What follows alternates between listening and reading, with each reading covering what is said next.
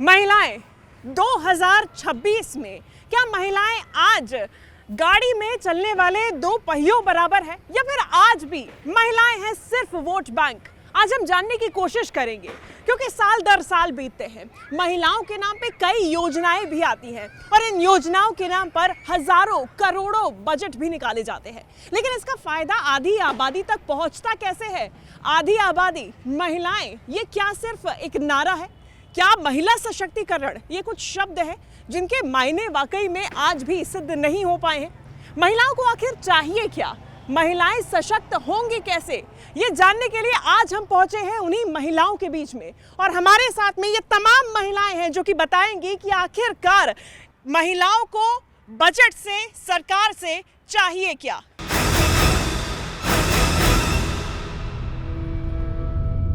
नमस्कार, मेरा नाम है शिवांगी द्विवेदी और आप देख रहे हैं न्यूज़ 18 इंडिया। इस खास पेशकश में हम आज बात करेंगे महिलाओं के साथ, महिलाओं के ऊपर। महिलाओं को आखिर चाहिए क्या?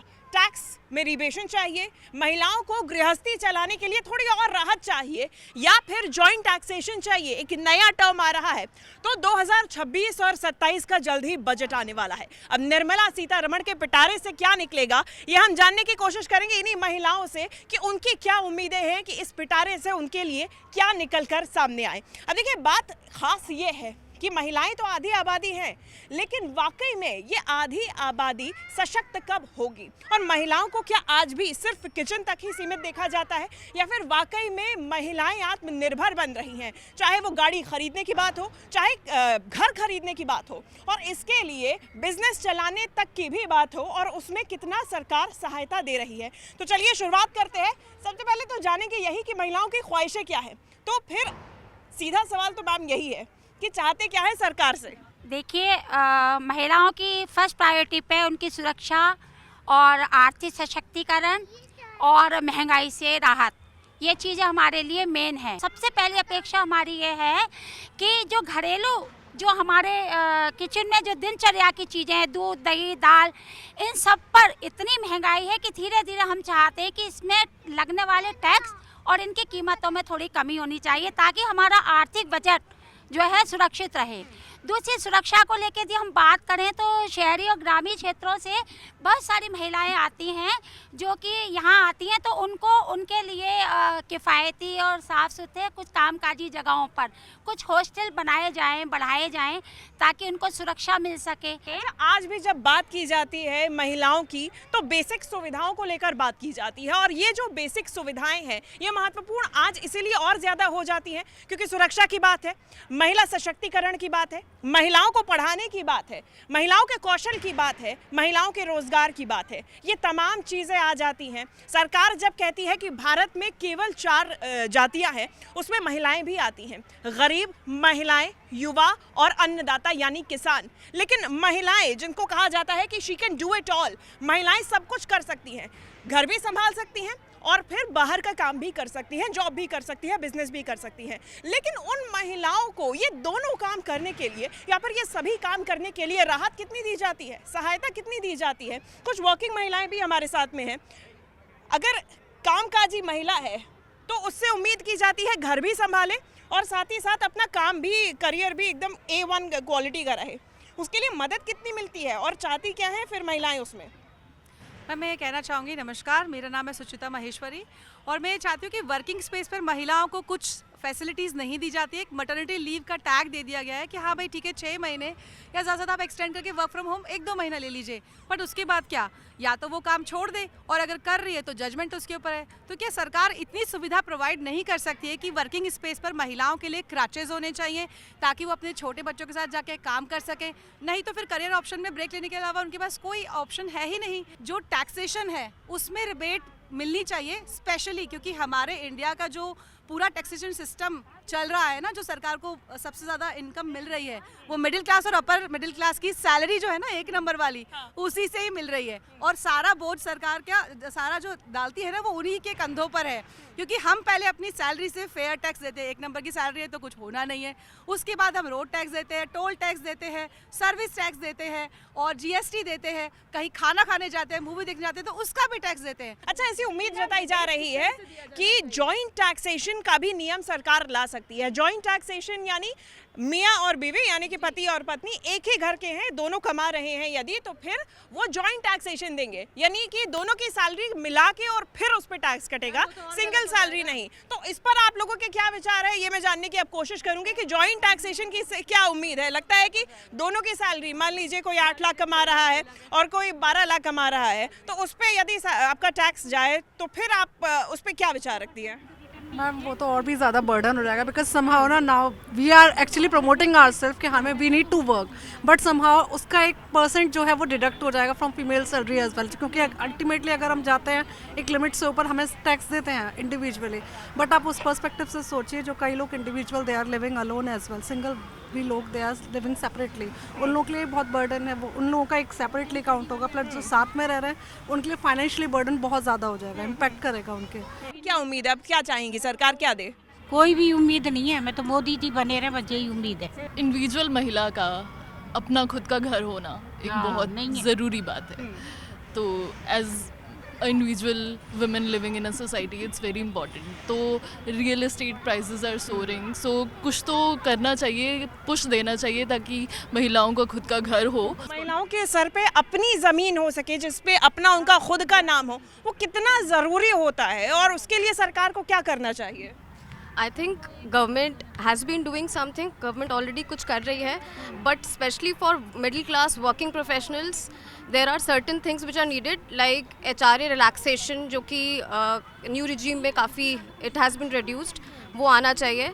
Most importantly there should be policies which are coming up जो कि जेंडर पे जो गैप है उसको रिड्यूस करें। स्टैंडर्ड डिडक्शन का this year we are looking from government to increase it at least to 1 to 1.5 lakhs, and also जो last mile connectivity infrastructure infrastructure across connectivity है, उसमें बहुत ज़्यादा नीड गवर्नमेंट की तरफ से is what working professionals are looking for. घर तक आने में क्या आज भी ऐसी स्थिति है जहां डर लगता हो? बिल्कुल। सो मेरा ऑफिस से घर का रास्ता अराउंड 40 या 50 मिनट का है कैब से, बट जब शाम को थोड़ी देर हो जाती है, कभी कैब देर से मिलती है, और जब मैं अकेले कम्यूट कर रही होती हूँ तो मेरे को 1% लगता है स्टिल कि बिकॉज कहीं कहीं रास्ते में स्ट्रीट लाइट्स भी नहीं ऑन होती अक्सर, कि I should be on call, मतलब मैं अपने घर वालों के साथ कॉल पे रहूं या मैं अपना OTP शेयर करूं, मेरे को खुद को लगता है। तो क्योंकि कुछ इनफैक्ट स्टेइंग, मतलब नोएडा, ग्रेटर नोएडा वाली बेल्ट में रहने के बावजूद अभी भी कुछ लेन्स हैं जहाँ पे ज़ीरो इलेक्ट्रिसिटी होती है। अच्छा, महिलाओं के कम्यूट के लिए या फिर महिलाएं जब ट्रैवल करती हैं तो फिर उनकी सुरक्षा की आज भी एक सवालिया निशान रहता है उनकी सुरक्षा को लेकर, उसमें क्या किया जाना चाहिए? उसमें तो यही है ना कि और मुझे तो लगता है लेडी कैब ड्राइवर्स भी होनी चाहिए, इतनी ज़्यादा होना कि हमें बजट में क्या किया जा सकता है उसमें? बजट वही मतलब ट्रेनिंग अलोकेट करें, उनके लिए कुछ ट्रेनिंग सेंटर्स बनाएं कि लेडीज़ हर चीज़ में आ गए हैं। जैसे अब लेडी गार्ड्स भी आने लगी हैं, बहुत सारी ऐसी फील्ड्स हैं जिसमें लेडीज़ आने लगी हैं, तो इस फील्ड में भी आना चाहिए। सब ट्रेनिंग, कुछ प्रोग्राम, कुछ ऐसा होना चाहिए कि ज़्यादा से ज़्यादा कैब ड्राइवर्स, मतलब इतनी ज़्यादा लेडीज़ हों कि हमें डर ना लगे आने जाने में। सरकार की तरफ से क्या सहायता?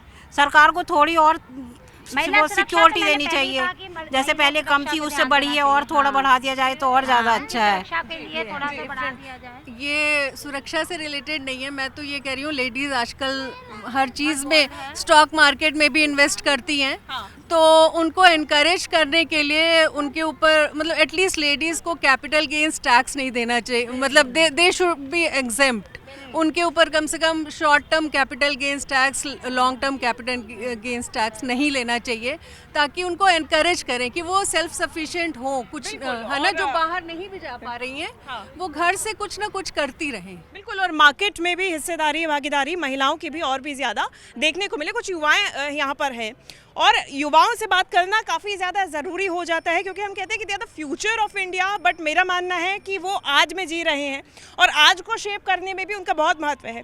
तो आप स्टूडेंट हैं, पढ़ रही हैं या फिर जॉब कर रही हैं? नहीं, मैं अभी जॉब कर रही हूँ as a teacher.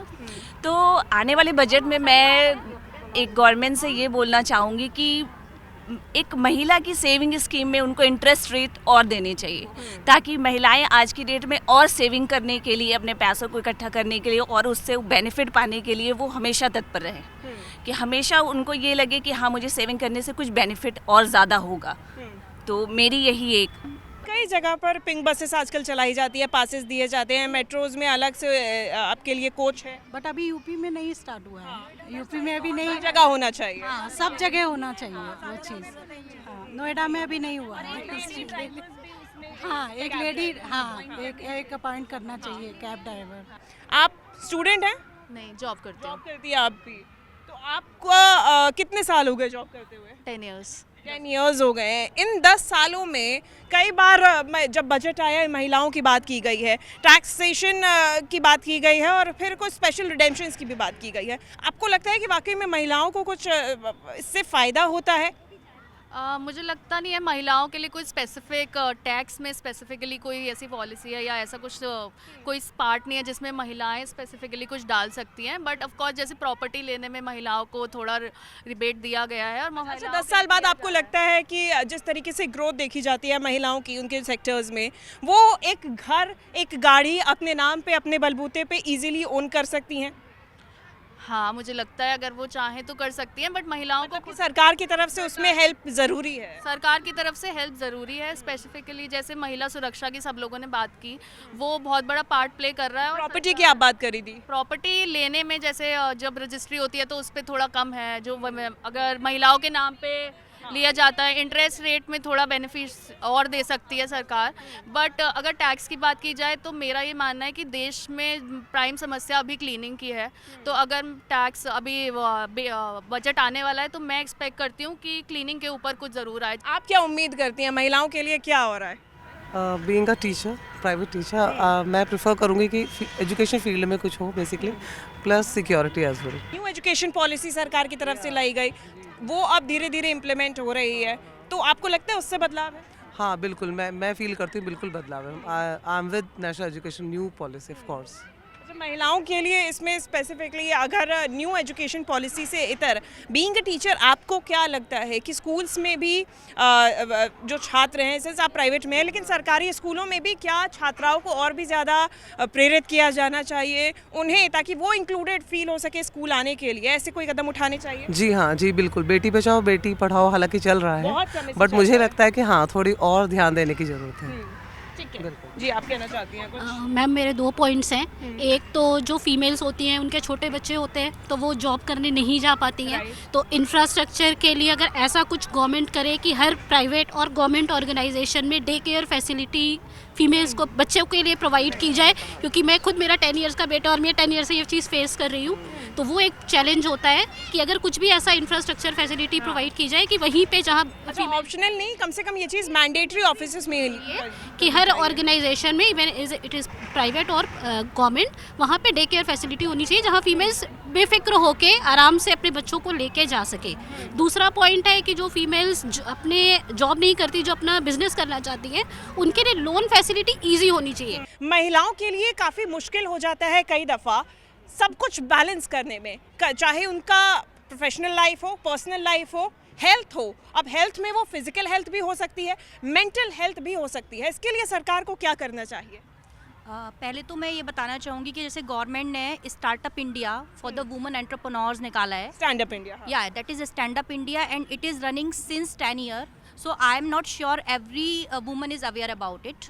If you will ask, so nobody, you know, what is. काफी कम लोगों को पता है। तो first of all stand up India दे कई ऐसी ग्रामीण महिलाएं हैं जो उसका फायदा भी उठा रही हैं। हाँ, उठा रही हैं बिल्कुल। मैं अभी एक सेमिनार में गई थी जिसमें मोदी जी आए थे, that was in Mandapam, Bharat Mandapam.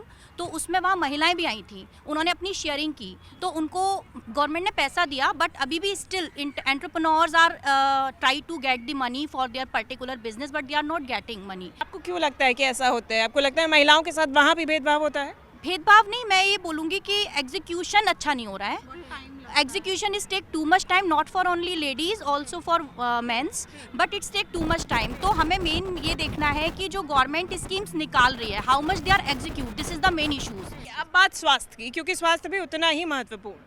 हाँ, स्वास्थ्य के लिए जैसे पिछले वर्ष सर्विक्स कैंसर से बचने के लिए टीकाकरण निकाला गया था, क्योंकि कई महिलाओं को होता है, और उससे बचने के लिए जो वो फीसद है उसको कम करने के लिए सरकार ने मुफ्त में 9 से 14 वर्ष की लड़कियों के लिए ये निकाला, ये एक योजना निकाली गई। लेकिन इससे ऊपर उठ के और क्या अब उम्मीद यही है कि ऊपर और कुछ करें, बजट में थोड़ा और सही करें। और जैसे हम लोगों को दिक्कत होती है, हर चीज़ में परेशानी होती है कि कोई चीज़ का सही रेट नहीं है, हम डबल रेट करके लेते हैं या डबल रेट करके हमें करना पड़ता है, मजबूरी में हर चीज़ देखना पड़ता है, उतना बजट नहीं हो पाता है हम लोगों के साथ जो हम करें। और अगर हम बात करें वर्क स्पेसेस में महिलाओं के मेंटल हेल्थ, उनकी फिजिकल वेलबींग, इन सभी चीज़ों का ख्याल रखा जाए, उसके लिए और क्या किया जाना चाहिए?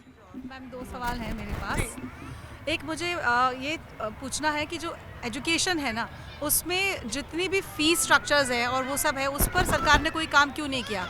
उस पर उन्होंने कोई एक फ़ंड ऐसा एलोकेट भी करें कि जैसे चाइना वगैरह में ग्रास रूट लेवल पर ही, छोटे स्तर पर ही, जब बच्चे प्राइमरी में होते हैं, नर्सरी से लेके क्लास 5 तक, उनको बहुत सारे स्किल सिखाए जाते हैं, उनको ऐसी फिजिकल एक्टिविटीज़ करवाई जाती है कि वो क्लास 5 तक इतने स्ट्रॉन्ग इनफ बन जाते हैं। हमारे यहाँ पे वैसा कोई फैसिलिटी प्रोवाइड नहीं की, ना ही उस पर कोई तरह के फ़ंड एलोकेट करने के बारे में सोचा गया है कि वो मैंडेटरी की जाए। स्पेशली एक चीज़ और की जानी चाहिए, स्कूल्स के अंदर सेल्फ डिफेंस की जो ट्रेनिंग है ना, वो मैंडेटरी की जानी चाहिए। बीइंग एन हाउसवाइफ, चलिए अब गृहिणियों की भी बात करेंगे हम, क्योंकि ये नोशन तो हमेशा से ही है, महिलाएं मतलब हाउसवाइफ, बजट मतलब किचन का बजट।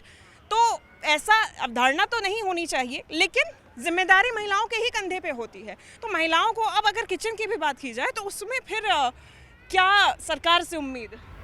चीज़ों के दाम बहुत ज़्यादा बढ़ रहे हैं, क्योंकि खाने की चीज़ में कम पहले लोग खर्च करते थे अपने सैलरी का, अब वो परसेंटेज बहुत ज़्यादा बढ़ गया है। तो एक बहुत बड़ा पार्ट सैलरी का उसमें जा रहा है, जो कि नहीं होना चाहिए, तो उसे कम किया जाना चाहिए। और बाकी शिक्षा पे भी हमारा खर्च काफ़ी बढ़ता जा रहा है, हर साल बढ़ता जा रहा है, उसे भी कम किया जाना चाहिए। सरकार का ध्यान स्कूलों पे होना चाहिए।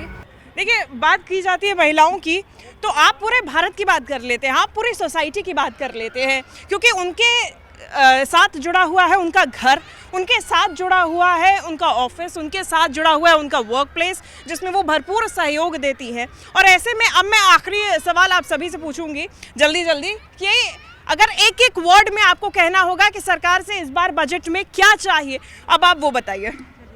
सबसे पहले महिलाओं के जो शिक्षा की बात शुरू होती है, वो एजुकेशन जो भी हम लेते हैं, अब एक मिडिल क्लास के लिए अगर हाई एजुकेशन के लिए जाना है तो उसके लिए उनको लोन लेना है, या जो एजुकेशन लोन, तो उस पर जो क्रेडिट होता है वो बहुत ज़्यादा होता है।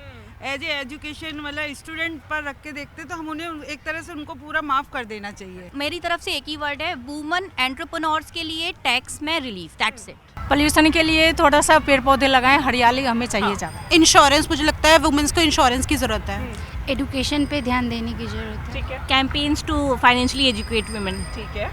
एजुकेशन के लिए women's safety and policies to reduce gender pay gap. Gender पे गैप में एजुकेशन और महंगाई, जो किचन संबंधी सामान है हमारे, वो सब सही होना चाहिए। और शिक्षा के ऊपर हाँ, मैम होम की रजिस्ट्री कॉस्ट में है, बट ज़्यादा डिफरेंस नहीं, just 0.5, that should be more, because male जो है ना, they will be more, I mean they will promote more for women's name, कि महिलाओं के घर पे नाम होना चाहिए। बिल्कुल मैम, हेल्थ केयर पे भी जो होना चाहिए वो उस पर थोड़ा सा सस्ता होना चाहिए। केयर महिलाओं की, जिन बच्चों के गार्जियंस नहीं होते हैं तो उन बच्चों को की फीस माफ़ होनी चाहिए। बताइए, अगर अकेली लेडीज है तो वो कैसे पढ़ाए बच्चे को? महिलाओं को आपको सुरक्षित रखना है तो पहले आपको अवेयरनेस ज़रूरी है कि आप पुरुषों में भी। बिल्कुल, क्योंकि घर में कितनी भी पढ़ी लिखी लड़कियां हो, घर में जो मेंटल टॉर्चर होता है ना, वो जेंट्स के द्वारा होता है। जब तक वो ठीक नहीं होंगे ना, और लड़कियां अगर विद्रोह करेंगी तो वो कहलाती हैं रूड है। प्राइवेट सेक्टर के स्कूलों का फाइनेंसिस जो है उसको देखें, और वुमेन सिक्योरिटी मस्ट है। प्राइवेट स्कूलों में जो फीस स्ट्रक्चर लगातार बढ़ता जा रहा है उसको देखने की ज़रूरत। तो ये महिलाएं हैं, इनको आपने सुना है, कि उनकी क्या ज़रूरतें हैं, क्या मांग है। और ये सुन के आपको भी अब समझ में आ गया होगा कि महिलाएं, आज की जो महिलाएं हैं 2026 में, वो केवल किचन तक सीमित नहीं हैं और ऐसे आगे बढ़ रही हैं, पूरे देश को चला रही हैं। लेकिन उनके लिए आखिर में क्या किया जा रहा है, उनको आगे बढ़ाने के लिए, जो देश को आगे बढ़ा रही हैं, उनको आगे बढ़ाने के लिए क्या किया जा रहा है, वो अभी भी सवाल है। बजट में उनको क्या चाहिए, सरकार से क्या उम्मीदें हैं, ये तो आपने सुन लिया। अब 1 फरवरी को आप सुनेंगे वित्त मंत्री निर्मला सीतारमण को सरकार क्या पिटारा खोलने वाली है, क्या महिलाओं के लिए लेके आने वाली है और वाकई में महिलाओं को सशक्त करने के लिए, फाइनेंशियली सिक्योर करने के लिए, उनका अपना घर हो, मकान हो, गाड़ी हो, अपने नाम पे हो, घर पे उनके जो सर पे छत है वो हो, इन तमाम चीज़ों के लिए सरकार क्या राहत देती है, अब ये देखने वाली बात होगी। फिलहाल हमारे स्पेशल सेगमेंट में इतना ही। न्यूज़ 18 देखने के लिए धन्यवाद।